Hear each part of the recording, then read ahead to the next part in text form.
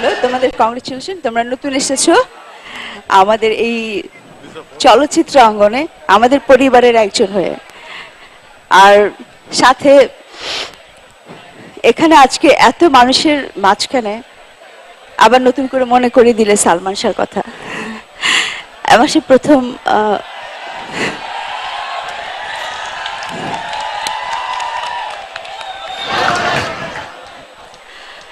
সালমান শাহ আমার প্রথম হিরো ছিল, তাকে তো আমি ভুলে যেতেই পারি না। কিন্তু তোমরা যে বলোনি সেজন্য আমার অনেক ভালো লাগছে।